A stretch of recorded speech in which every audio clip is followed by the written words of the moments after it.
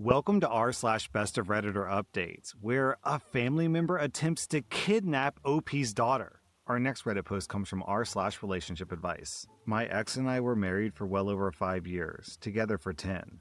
His mother was a nightmare. She would spend her time belittling me and tried humiliating me. I could take it because I loved my husband, and I didn't want to make him choose between her or me. Of course, I would always tell him what she was doing, and he would always brush it off as her being a loving and overprotecting mom. When she would say something racist, I'm Hispanic and they're white, he would laugh it off. When she would make a comment about me being a gold digger, even though I earned more money than my ex, he would just say, "Oh, mom." He would also get mad at me if I ever stood up for myself. But the straw that broke the camel's back is when we had our daughter. My mother-in-law would always try to parent our daughter and say that I would do something wrong. My daughter has an irritable colon, and she can't ingest any kind of oils or artificial things. And guess what this loony woman did? She fed my 3-year-old daughter essential oils to make her go to sleep.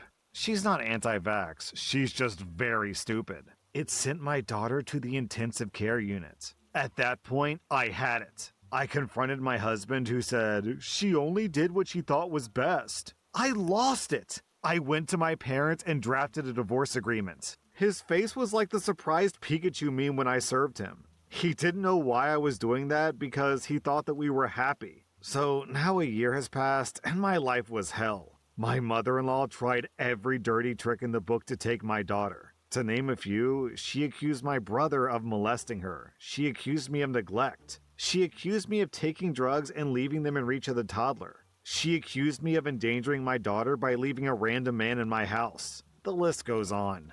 During this time, my ex's excuse was that you broke my mother's heart, so you have to understand her actions. She only wants what's best for me. Luckily, I got a good lawyer, and I even got my daughter full-time, minus the occasional weekend visitation. I was able to prove that my daughter was endangered by my ex's mother. I knew that my ex needed to permanently be in my life because of my daughter, and I was learning to live with that. My ex was very cold with me because, again, I broke his heart. But something interesting happened. My ex-brother-in-law got married to an African-American woman, so of course, my ex-mother-in-law flipped. Also, I started dating again. My ex-brother-in-law is a great guy, and he actually stood up for his wife.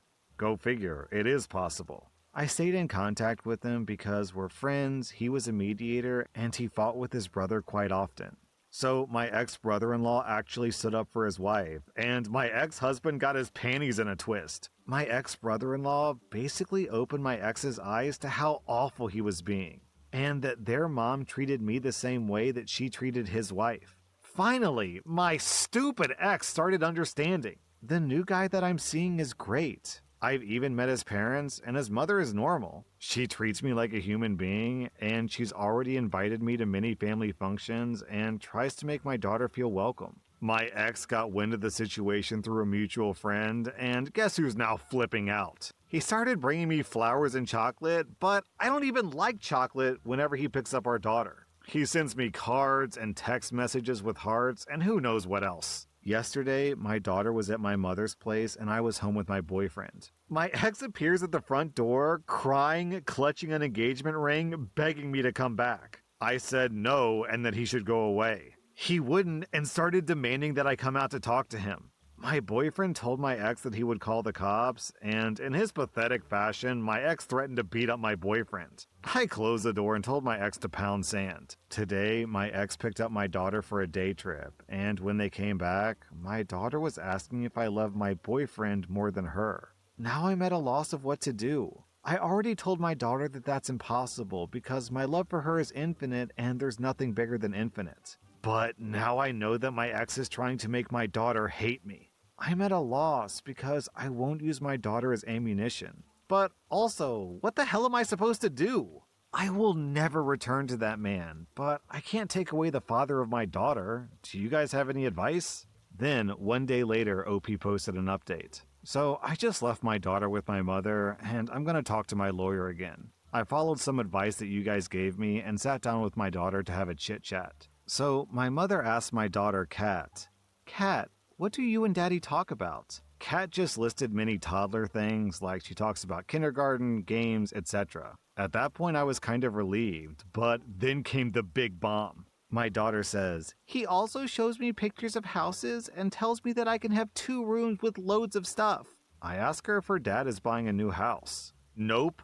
Turns out this nut job wants to take my daughter out of the country. He showed her pictures of beach houses and even bought her a bag so she can put her stuff inside it, which does explain why so many of her clothes have gone missing. At first I thought that maybe my ex just hadn't told me yet. But no, he told my daughter to keep this a secret because mommy would get sad if she knew that daddy was going away. So I am effing livid.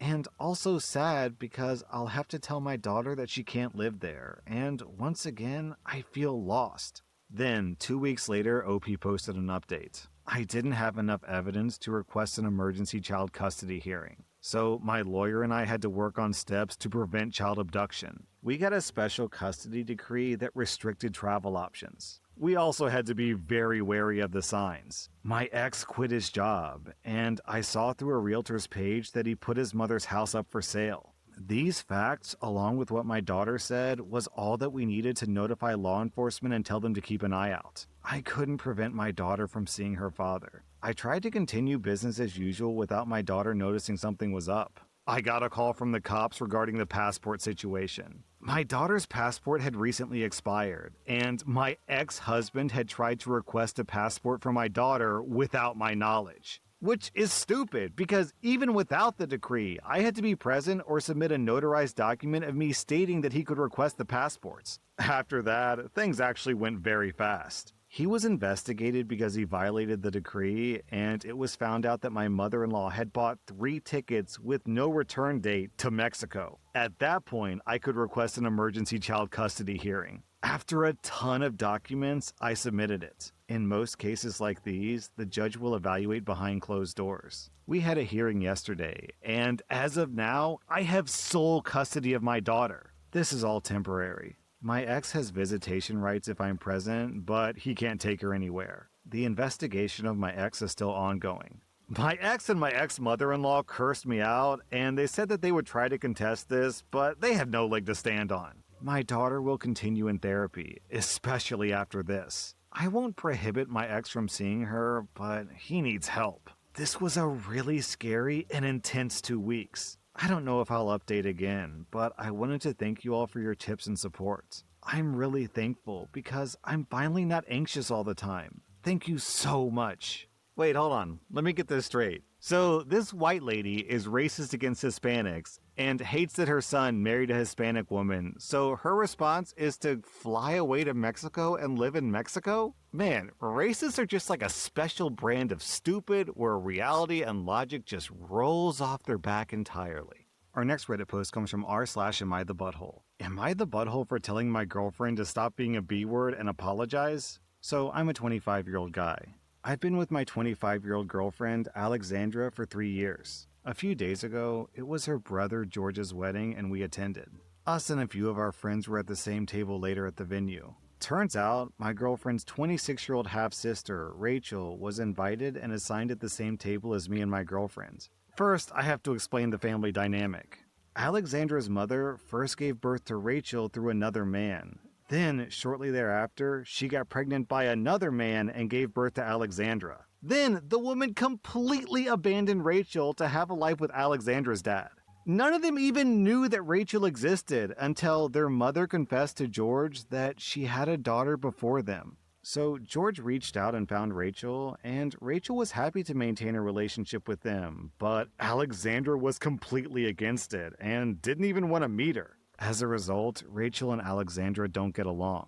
Rachel became introduced to their lives 4 years back. I also should add that I've met Rachel and we get along well. Since Rachel didn't know anyone else at the wedding, George put her at the same table as me, Alexandra, and our friends. The second Alexandra saw her, her mood changed. Alexandra kept throwing little innocent insults at Rachel and then said that she was joking. Rachel didn't really seem to mind until Alexandra said, "So Rachel, how's your dad?" I almost lost it. Rachel's dad passed away when she was 15, and everyone knew that fact. Rachel didn't say anything, but just looked at Alexa with an almost pitiful look. She then excused herself and went to get a drink. I turned to Alexandra and tell her that if she doesn't stop being a B-word and apologize, I will leave her right there and then. Alexandra got defensive, saying that I'm defending Rachel because I'm attracted to her and I just want to give her a pity because she's a poor orphan.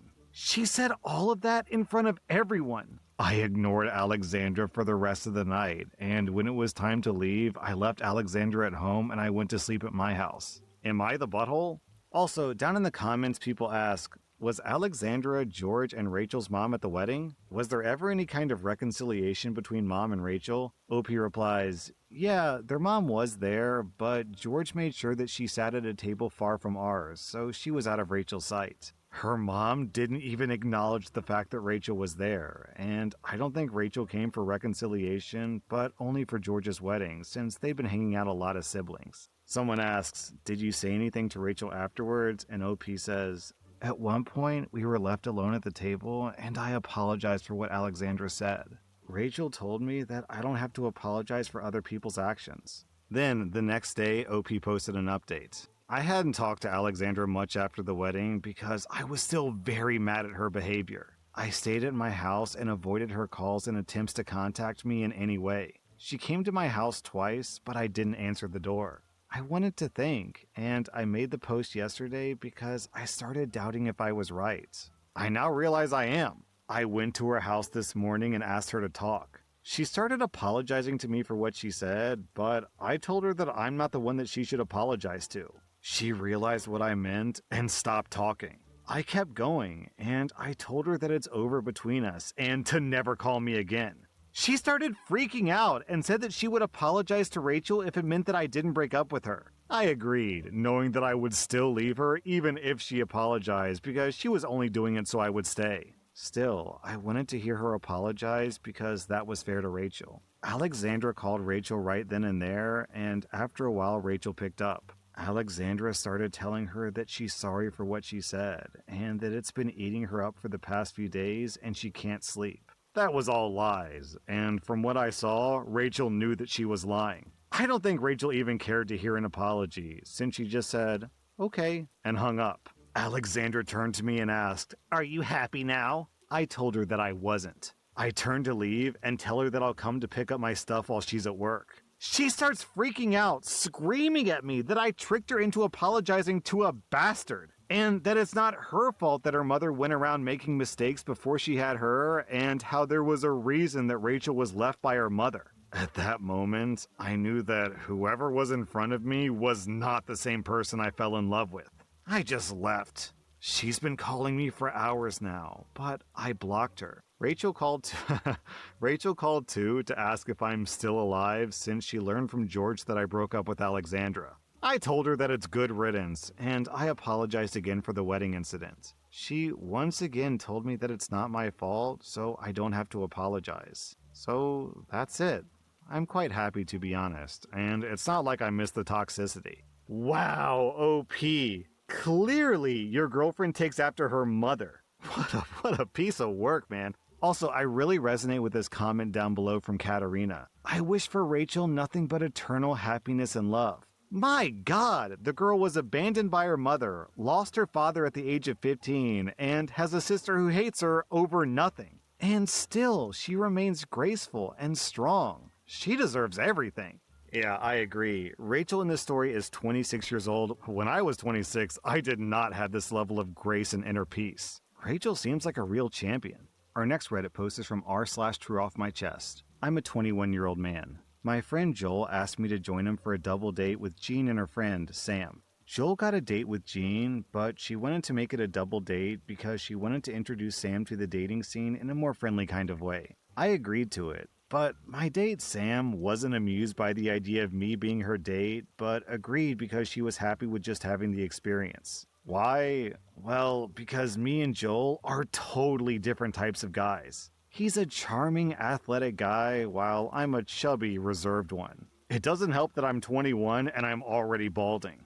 The times that I've met Sam at university have been when I'm wearing the same clothes. I have a set of clothes that I only wear for university, sort of like a self-imposed uniform. Every day is different, but I repeat weekly. So yesterday, I got my hair cut as low as possible without going into shaving. I fixed my beard, and I have to say, I was looking mighty fine. I got out my brand new clothes. So today, we had our double date at 2 p.m. I arrived late, but only by 5 minutes. Joel was texting me like crazy until I arrived holding a rose for Sam. I'm a bit corny, but I thought that it would be a nice gesture. Joel wasn't happy for some reason. Jean looked surprised, but Sam smiled widely and her eyes sparkled a bit. We start our date, and Sam and I are having a bit of a blast. We decided to go bowling before getting ice cream as per Sam's recommendation. Me and Sam got along, but not really enough to say that I like her more than a friend. Maybe taking her on a second date, solo this time, would be nice. As we were hanging out, I could feel glances from Joel and small smiles from Jean. I know that Jean is smiling because Sam is having fun, but I didn't know why Joel was so angry with me. After the date, Joel unloaded on me. How I was cringe for bringing Sam a rose, that I was there to entertain Sam, not distract Jean from him. That I dressed up too formal and too fancy. But I was only wearing a white shirt, a flannel overshirt, and jeans with my Converse. He said that I should have just stayed at home if I was going to act like I did at that date. But all I did was talk to Sam, share a meal with her, and went to get her favorite ice cream from her favorite store. Jean was also 100% on board with these ideas. I barely talked with Jean, so Joel had the entire playing field for himself. It's not really my fault that Jean was more interested in seeing her friend happy. Okay, I don't know where the update's going, but it sounds like Joel invited OP expecting OP to act like a loser, which in turn would make him look better, but in fact, the opposite occurred. OP turned out to be a charmer, which made Joel look like a loser. Then, 2 weeks later, OP posted an update. Let's start with my friend Joel. I explained to him what happened and how it made me feel, and he apologized. It was a bit of a forced apology, but it's been 2 weeks, and he's actually changed a bit. I explained that he should be more attentive with his dates, and he took it to heart. He's still the same guy, but now at least he tries to actually connect with his date. Jean, well, not so much. She and I started hanging out, but I didn't know much about what happened with her and Joel. Just that it didn't work out, and I'll accept that. Now, as for Sam, well, I asked her out for another date, this time a solo date, and she said yes with a big grin on her face. We went to the arcade and we had a blast, maybe too much. That night, I returned to my apartment at 3 a.m. exhausted. That was a night filled with firsts. With that said, we hit it off. I thought that we wouldn't click, but with a few drinks at karaoke, she really loosened up a bit, and we talked for about 3 hours into our second date. We've had 2 more dates since then, and now we're officially dating. I showed her my last post, and she was amused by all of your replies. That was r/best of Redditor updates, and if you like this content, check out my podcast where I publish the exact same episodes. Also, hit that subscribe button because I put out new Reddit videos every single day.